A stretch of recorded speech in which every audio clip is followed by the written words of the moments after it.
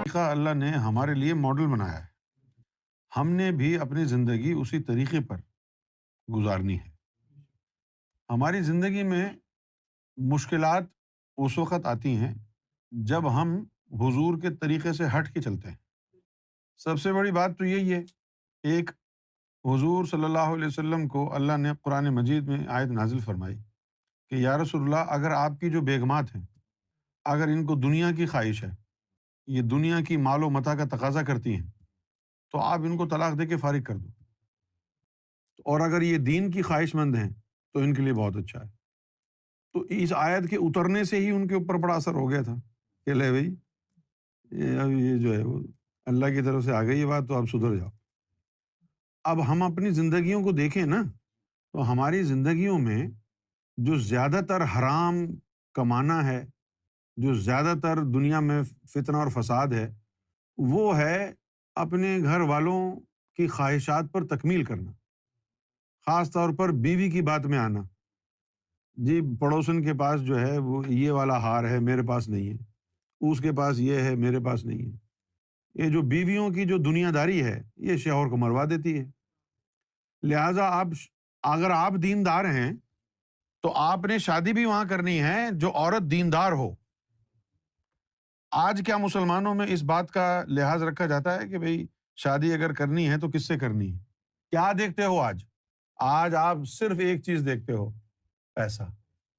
ایک وقت تھا کہ لوگ حسن بھی دیکھتے تھے، لیکن اب نہیں دیکھتے حسن، یا تو آج پیسہ دیکھتے ہیں یا پاسپورٹ دیکھتے ہیں۔ اگر آپ کے پاس American, Canadian, Australian, European, British passport ہے تو آپ کی شکل جو ہے وہ بھیڑیے کی طرح بھی ہو، ایک سے ایک لڑکی آپ سے شادی کر لے گی، اور آپ دیکھیں گے پیسہ۔ تو اگر پیسے کی وجہ سے شادی کی ہے تو پھر وہ تو دنیا کا ہی تقاضا ہوگا نا۔ تو رسول اللہ صلی اللہ علیہ وسلم کے بارے میں ہمیں یہ خیال آئے کہ یار دنیا اور دین کو چلانا تو بڑا مشکل ہے، حضور نے کیسے چلائی؟ حضور نے دنیا کو چلایا دین کے ساتھ، دین کو دنیا کے ساتھ نہیں چلایا۔ کیا کہا میں نے؟ حضور نے دنیا کو چلایا دین کے ساتھ، دین کو دنیا کے ساتھ نہیں چلایا۔ حضور کے ہر عمل میں سب سے پہلے اللہ کی ذات رہی، ہر عمل میں۔ اولاد کا معاملہ ہو تو سب سے پہلے اللہ، بیوی کا معاملہ ہو تو سب سے پہلے اللہ، کوئی بھی معاملہ ہو سب سے پہلے حضور کے اللہ ہے۔ تو نبی کریم صلی اللہ علیہ وآلہ وسلم کی جو اسوہ حسنہ ہے وہ ہمیں بتاتی ہے کہ اگر ہماری نیت سچی ہو، ہم اللہ اور اس کے رسول کے احکامات کو مانیں، تو کبھی بھی جو ہے ہمارا قدم غلط نہیں اٹھے گا۔ باقی دین کے کاموں کو تو چھوڑو، دنیا کے کاموں کے احکامات جو قرآن میں آئے ہیں وہی ہم پورا نہیں کرتے ہیں۔ مومن کی شادی مومنہ سے ہونی چاہیے، ذاکر کی شادی ذاکرہ سے ہونی چاہیے، موقن کی شادی موقنہ سے ہونی چاہیے۔ اللہ کے رسول کی حدیث ہے، آپ صلی اللہ علیہ وسلم نے فرمایا اپنے امتیوں سے کہ لوگ یا تو حسن کی وجہ سے شادی کرتے ہیں یا حسب نسب کی وجہ سے شادی کرتے ہیں، لیکن میں اپنی امت کو مشورہ دیتا ہوں، نصیحت کرتا ہوں کہ تم جب کسی سے نکاح کرو، شادی کرو، تو دین کی وجہ سے کہ وہ مرد یا وہ عورت دیندار ہے یا نہیں۔ یہ تصور ختم ہو گیا نا، یہ تصور ہی ختم ہو گیا کہ بھئی ہم نے شادی جو کرنی ہے جس عورت سے یا جس مرد سے، اس کو دیکھیں کہ وہ کتنا دیندار ہے۔ یہ کہاں دیکھتے ہیں؟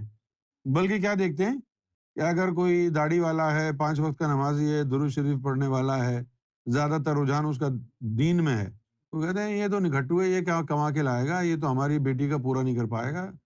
کوئی ایسا بندہ دیکھو جو کلین شیو ہو، بابو ہو، سوٹ بوٹ ٹائی لگانے والا ہو، اچھا پیسہ کمانے والا ہو، کوئی کسٹم آفیسر، کوئی پولیس والا ہو، 50-60 ہزار جو ہے وہ تنخواہ ہو، 2.5-3 لاکھ اوپر کی پیدا ہو، تو پھر جب اس طرح کا معیار ہوگا تو دین اور دنیا کیسے چلے گی ساتھ؟ ہمارا سب سے بڑا مسئلہ جو ہے نا وہ ہے حرام کی کمائی۔ جب تک یہ حرام کی کمائی ختم نہیں ہوگی اس وقت تک مسائل ہمارے صحیح نہیں ہوں گے۔ حرام کی کمائی سے ہی ہم بچوں کو پال رہے ہیں، حرام کی کمائی سے ہی ہم حج کر رہے ہیں، عمرہ کر رہے ہیں، اور میری نظر میں جو ہے یہ حرام کی کمائی کی اتنی زیادہ ویلیو نہیں تھی کبھی۔ ایک دن جو ہے میں نے سرکار کی ایک بات جو سنی تو میرا دماغ گھوما۔ میں نے کہا ارے یار، میں نے تو کبھی سوچا ہی نہیں اس بارے میں۔ سرکار سے کسی نے پوچھا کہ سرکار آج کل مسجدوں کے اندر یہ مولوی دنیا کی باتیں کرتے ہیں، سیاست دیتے ہیں، ایک دوسرے کے اوپر لعن طعن کرتے ہیں، گالم گلوچ کرتے ہیں، تو مسجدوں کے اندر یہ سب کچھ تو نہیں ہونا چاہیے۔ سرکار نے فرمایا کہ جب حرام کی کمائی سے مسجدیں بنیں گی تو ان میں ہدایت کہاں سے آئے گی؟ کراچی میں ایک علاقہ ہے کالا پل، تو کالا پل سے اترتے ہی دائیں ہاتھ پر ایک مسجد ہے، مسجد طوبہ، بڑی شاندار مسجد، اتنی شاندار مسجد ہے، آپ جائیں دیکھیں کبھی موقع ملے۔ وہ وہاں کا سب سے بڑا کراچی کا اسمگلر تھا سیٹھ عابد، وہ اس نے بنوائی مسجد۔ اب بتاؤ اگر اسمگلر مسجد بنا بنا کے گفٹ کر رہے ہیں تو اس میں کیا ہدایت ہوگی حرام کی کمائی میں؟ پھر آپ کو مولویوں کا حال نہیں پتا، مولوی کیسے واردات ڈالتے ہیں، چند لوگ اکٹھے کر کے کسی کی بھی زمین کے اوپر مسجد کی بنیاد رکھ دیتے ہیں۔ بعد میں جب وہ بندے کو پتہ چلتا ہے، وہ آتا ہے کہ بھائی یہ کیا ہے، تو پھر اس کو کہتے ہیں دیکھو یہ اللہ کی مسجد بن رہی ہے، کہہ رہا ہے یہ میرا گھر ہے، مارو اس کو۔ لوگوں کی زمینوں پہ قبضہ کر کر کے وہاں مسجدیں بنا لی۔ ارے یار، ہمارا دین کہہ رہا ہے کسی کا حق نہیں مارو، اور تم اللہ کا گھر بنانے کے لیے اللہ کی ہی تعلیمات کے خلاف کر رہے ہو۔ اللہ نے کب کہا ہے کہ میرا گھر ایسی جگہ پہ بناؤ جو کسی اور نے لے رکھی ہو؟ جگہ جگہ مسجدیں بنی ہوئی ہیں، کیوں؟ یہ مولویوں کا ذہن جو ہے نا، جس طرح بزنس مین کا ذہن کام کرتا ہے نا کہ یہ اسکیم نکال دو، وہ اسکیم، اسی طرح مولوی کا ذہن کام کرتا ہے۔ ان کی طریقہ واردات یہی ہے، کہاں سے لائیں گے پیسہ؟ انہوں نے مدرسہ بنانا ہے، اپنا گھر بنانا ہے، ٹھیک ہے نا؟ مدرسہ کاروبار ہے، گھر رہنا ہے، لیکن یہ دونوں چیزیں کب ہوں گی؟ جیب میں ایک پائی بھی نہیں ہے، لہٰذا سب سے پہلے قبضہ کر کے مسجد کی بنیاد ڈال دو، چندہ جاری ہو جائے۔ ایسی ہزاروں مسجد کراچی میں بنی ہوئی ہیں کہ جو غیر قانونی جگہ ہے، کسی کی ملکیت ہے، کسی غریب آدمی کی ملکیت، وہاں مولویوں نے مسجد کی بنیاد رکھ دی، شور مچا دیا، چندہ دو چندہ دو چندہ دو۔ جب آیا تو دیکھو یار، اللہ کا گھر بن رہا ہے، دیکھو اعتراض کر رہا ہے، مارو پکڑ۔ جن مسجدوں کو مولویوں نے اپنے بزنس کے لیے بنایا ہو، ان میں کہاں ہدایت ہوگی؟ سرکار نے کوٹری شریف میں ایک مسجد بنوائی، آپ حیران ہوں گے کہ سرکار نے اس مسجد کی تعمیر میں کسی غیر ذاکر قلبی کو اینٹ تک اٹھانے نہیں دی، اینٹ تک اٹھانے نہیں دی۔ مدرسے کی چند اینٹیں مسجد کی اینٹوں میں لا کے کسی نے ڈال دی، سرکار جلال میں آ گئے کہ تم نے مدرسے کی اینٹیں یہاں کیوں رکھی؟ جلال میں آ گئے۔ اور جب پتہ نہیں تھا کہ کتنی ڈالی ہیں، کسی نے کہا جی 5 10 ڈالی ہیں، آپ نے کہا 5 نہیں 50 نکالو واپس۔ اس مسجد میں ایک اینٹ ایسی نہیں ہونی چاہیے جس کا پتہ نہ ہو کہ حلال سے آئی ہے یا حرام سے۔ خود فرمایا کہ اس کے خون پسینے کی کمائی سے یہ مسجد حلال رزق سے بنے گی جو ذاکر قلبی ہے، جو غیر ذاکر قلبی ہے اس کا ایک پائی بھی اس مسجد میں نہیں لگائیں گے۔ کتنا سخت سرکار نے یہ رویہ رکھا۔ ہماری تو مسجدیں دیکھیں ادھر ادھر، ہمارے مولوی تو چندہ مانگ رہے ہیں، یہ پوچھ ہی نہیں رہے کسی سے، یہ جو تو چندہ لے کے آیا ہے حلال کی کمائی کا ہے حرام کی کمائی کا ہے۔ اور پھر جو ہم نے انگلینڈ میں حال دیکھا، یار یہاں تو عورتیں بھی جاتی ہیں نا مسجدوں میں، وہ مانچسٹر میں رہتے تھے، وکٹوریا پارک مسجد وہاں کی بڑی مسجد ہے، جمعے کی نماز میں مولوی ایسی گفتگو کرتا تھا، ایسی حدیثیں بتاتا تھا، عورتوں کو کہتا تھا کہ اپنے زیور اتار دو، مسجد میں دے دو، یہ اللہ کا گھر زیادہ اہم ہے یا تمہاری چوڑیاں زیادہ اہم ہیں، تمہارے ہار زیادہ اہم ہیں؟ اتنے کنجر کے بچے ہیں یہ مولوی، خدا کی قسم میں نے اپنی آنکھوں سے دیکھا، بڑے بڑے تھال زیورات کے بھر کے مسجد کے اندر، وہ عورتیں رو رہی ہیں بیچاری اور اپنا زیور اتار اتار کے چندے میں دے رہی ہیں، یعنی پیسے نہیں ہیں تو کڑے اتار دو، پازیب اتار دو، جھومر اتار دو۔ ہماری ایک جان پہچان والی تھی، وہ رو رہی تھی، میں نے کہا تجھے کس نے کہا تھا کہ جھومر پہن کے تو مسجد میں آ؟ ارے یار، لوگوں کے زیورات اتار لیے چندے میں۔ ندیم بھائی ذرا بتائیے کہ سرکار نے کتنی احتیاط برتی ہے اس معاملے میں، جی کچھ فرمائیے۔ جی سید جی ضرور۔ یہ جو ہماری سرکار کی مسجد ہے کوٹری شریف میں پہاڑی پر، جی جب یہ زیر تعمیر تھی تو برسوں لگے اس کی صرف بنیادیں جو ہیں، یعنی 1 فٹ 1.5 فٹ کی چاروں طرف سے ایک دیوار جو بنی ہوئی تھی وہی برسوں تھلہ سا بنا ہوا تھا اور وہاں لکھا ہوا تھا مسجد۔ تو وہ سال ہر سال جو لگ رہے تھے تو کسی بہت بڑے امیر کبیر آدمی کا وہاں سے گزر ہوتا تھا اس راستے سے، جو سندھ کا وڈیروں میں سے تھا۔ تو وہ ایک دن اپنے سارے ملازمین کے ساتھ 2-3 بڑی بڑی گاڑیوں میں لوگ آئے، تو پوچھ رہا تھا وہ کسی سے کہ یہ تو میں 10 سال سے دیکھ رہا ہوں، یہ اتنے سال سے بس مسجد بن ہی نہیں رہی، تو یہ کس کی ہے، کون بنوا رہا ہے، میں اس میں کچھ حصہ لگانا چاہتا ہوں۔ تو کسی نے بتایا اس کو کہ آپ اس وقت آئیں، یہاں پر سائیں ہوتے ہیں۔ تو وہ اوپر پہاڑی پر جب آئے سرکار، تو وہ ان کے آدمی وہاں پر موجود تھے، انہوں نے پتہ بتایا تو سرکار کے پاس وہ بندہ آیا اور بڑے بڑے سوٹ کیسز 4-5 آدمی پیچھے گھسیٹ کے لا رہے تھے اس کے ملازمین۔ سائیں کی قدم بوسی بھی کی، سرکار نے ان کو فوراً بٹھایا بھی۔ تو اس نے یہی عرض کیا کہ حضور میں یہاں سے 10 سال سے گزر رہا ہوں، 8 سال سے گزر رہا ہوں، تو یہ چیز میں دیکھ رہا ہوں کہ یہ مسجد بن تو رہی ہے لیکن یہ 8 سال سے 10 سال سے صرف بنیادیں پر ہی قائم ہے، چھوٹے چھوٹے 1-2 پلر بن گئے بس۔ تو یہ بہت عرصہ لگ گیا ہے، تو مجھے اللہ نے بہت کچھ دیا ہے اور میں رزق حلال کی اپنی کمائی میں سے یہ اللہ کے گھر میں کچھ ہدیہ کرنا چاہتا ہوں، تو یہ قبول کر لیں آپ۔ اس کے پاس 2.5-3 کروڑ روپے تھے اس وقت، یعنی سوٹ کیسز میں۔ تو اس نے کہا یہ جتنا بھی ہے یہ حلال کا ہے تو قبول کر لیں سائیں آپ۔ تو سرکار نے ان کے لیے چائے وائے بھی منگوائی اور کہا کہ چلو ٹھیک ہے، تم نے جو کہا نا جذبہ وہ قبول کر لیتے ہیں ہم، لیکن معاف کرنا ہم یہ پیسے رکھ نہیں سکتے۔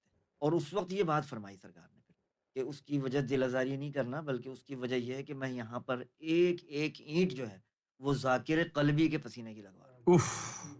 تو اس وجہ سے یہ برسوں لگ رہے ہیں، ورنہ ہمارے پاس بھی اتنا پیسہ آتا ہے، سب کچھ ہوتا ہے کہ ہم چاہیں تو بنوا سکتے تھے سال میں، لیکن ہم احتیاط کر رہے ہیں ایک ایک اینٹ ذاکر قلبی کے پسینے کی ہو۔ تو یہ واقعہ ہوا، اس کے بعد جو واقعہ ہوا جس کا آپ نے ذکر فرمایا ہے، وہ یہ تھا کہ مدرسہ بھی کچھ فاصلے پہ بن رہا تھا اس دوسری سمت میں، ہاں. اور وہاں پر انجمن والے جو ہیں وہ فنڈ لیتے تھے لوگوں سے، قربانی کی کھالوں کا اور چیزیں صحیح. کہ بھئی مدرسے کے لیے یہاں لگ جائیں۔ تو اس وقت سرکار نے کافی سختی سے تاکید فرمائی ہوئی تھی ہوں. کہ کبھی بھی ایسا نہ ہو کہ مدرسے کی کوئی اینٹیں جو ہیں نا مکس ہو جائیں، مسجد کی اینٹوں میں مکس نہ ہو، بہت احتیاط رکھی۔ تو کسی دن کسی نے خبر دی کہ کوئی سوزوکی پہ بعد میں دیر سے آیا بندہ، یہاں کوئی تھا نہیں بتانے والا، تو وہ اینٹیں جو ہیں تھوڑی سی یہاں پہ ڈال دی کسی ذاکر نے، ٹرالی میں رکھ کے، جو مزدور ہوتے تھے وہ اسی اینٹیں اتار کے چلے جاتے تھے، تو وہ ٹرالیوں میں بھر بھر کے مدرسے تک لے کے جاتے تھے لوگ۔ تو کسی نے کہا کہ کوئی ایک ٹرالی میں 10-15 اینٹیں جو ہے نا ادھر ڈال دیں مسجد کی، مسجد کے اندر مدرسے کی۔ تو پھر سرکار نے فرمایا اچھا استاد کتنی جو ہے نا ٹرالیاں جو ہیں وہ سوزوکی بھرتی ہے؟ کسی نے بتایا 20۔ تو سرکار نے فرمایا 2 سوزوکیوں کی جو نا اینٹیں وہ مسجد کی مدرسے میں ڈلوا دو، لیکن اف. مدرسے کی ایک اینٹ یہاں پہ برداشت نہیں ہم کر سکتے۔ تو یہ احتیاط ہے سرکار کی طرف سے، بہت زیادہ احتیاط۔ ہاں ہاں. حضور صلی اللہ علیہ وسلم کی جو پرائیورٹیز رہیں وہ پرائیورٹیز تھیں دین کی اشاعت، تبلیغ، اور دین کی اشاعت کے ساتھ ساتھ دین کا قیام۔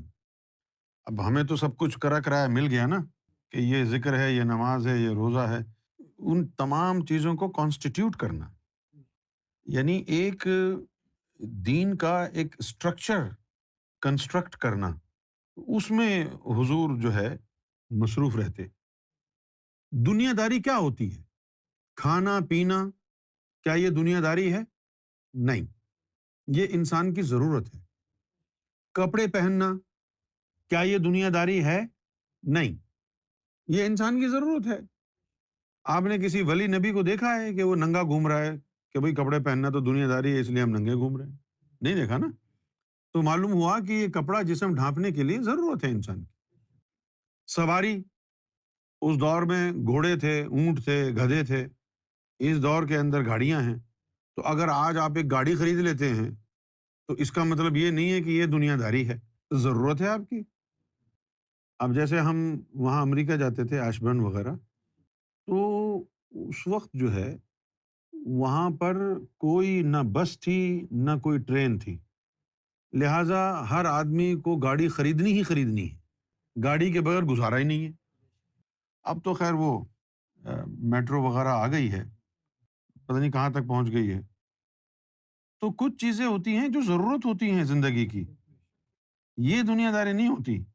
ضرورت پوری ہو جائے آپ کی، you have a roof over your head, food in your stomach, clothes on your body, and you're able to give good education to your children. یہ تمام چیزیں ضروریات زندگی ہیں، نیسیسٹیز آف لائف. ان جب ضروریات پوری ہو جائیں اور پھر انسان ہوس کا شکار ہو، یعنی اور آئے، یہ ضرورت ہی نہیں ہے، پھر اور کس لیے مانگ رہے ہو، یہ دنیا داری ہے، ہوس. تو آپ نبی کریم صلی اللہ علیہ وآلہ وسلم نے جس طرح زندگی گزاری ہے، اس کے اندر آپ صلی اللہ علیہ وسلم نے اللہ کو ترجیح دی ہے، دین کو ترجیح دی ہے. اور آپ صلی اللہ علیہ وسلم کا ایٹیچیوڈ بڑا شاندار رہا. گھر کے باہر تو نبی ہیں، وہ گھر کے اندر بیوی کی ہیلپ کرانے کے لیے کھانا بنانے میں برتن بھی دھو کے دیے حضور نے، اپنے کپڑے خود بھی دھوئے حضور نے. جوتا اگر ٹوٹ گیا تو خود اس جوتے کی مرمت بھی حضور نے اپنے ہاتھوں سے کی. تو آج اگر کوئی مرد گھر میں جا کے آرام سے بیٹھا رہے، بیوی کو کہے پانی لے آؤ، کھانا بناؤ، یہ تمام چیزیں حضور کا مزاج نہیں ہے. اگر کوئی شوہر اپنی بیوی کی کچن میں جا کے مدد کر دیتا ہے تو سنت رسول ہے. لیکن ہمارے اکثر مسلمان کیا ہیں، بیوی بیچاری اس کی کمر ٹوٹی ہوئی ہے، بخار میں جل رہی ہے، لیکن وہ کیا کہے کسی کو، شوہر کی خدمت بھی کرنی ہے اور کھانا بھی بنانا ہے، بچوں کی بھی دیکھ بھال کرنی ہے، بس اسی کا کام ہے. شوہر کی ٹانگیں ٹوٹی ہوئی ہیں، وہ لنگڑا ہے، لولا ہے، ڈسیبل ہے، آرام سے بیٹھ کے کھانا کھا سکتا ہے بس. یہ نہیں ہے حضور صلی اللہ علیہ وسلم کی سنت، یہ حضور کا طریقہ نہیں ہے. اپنے گھر میں اپنی بیوی کی مدد کرنا، کھانا بنانے میں مدد کرنا، برتن دھونے میں مدد کرنا، کپڑے دھونے میں مدد کرنا، یہ اللہ کے رسول کی سنت سے ثابت ہے. اس میں کوئی آر نہیں ہے. ایک دفعہ آپ نے کہا اپنی بیگم کو پانی لے کے آؤ، وہ پانی لے آئی. دوسری دفعہ اگر بیگم کہے پانی لے آؤ تو تم بھی لا کے دو، جب تم نے آواز دی تھی وہ لے کے آئی تھی نا. اب اگر اس نے آواز دی ہے کہ بھئی پانی لے کے تو لے کے جاؤ. لیکن بہت سے مردوں کے لیے انانیت کی بات ہے، مجھے کہا، ابے تو کون ہے، فرعون ہے کیا؟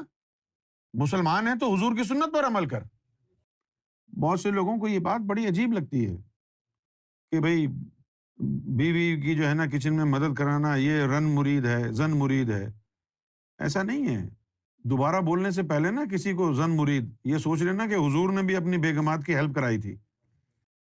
حضور صلی اللہ علیہ وسلم نے تو یہودی آ کر کے گند پھیلا جاتے تھے، اور حضور کی غیرت کو گوارا نہیں ہوتا تھا کہ کسی صحابی کو کہیں کہ دھو دے.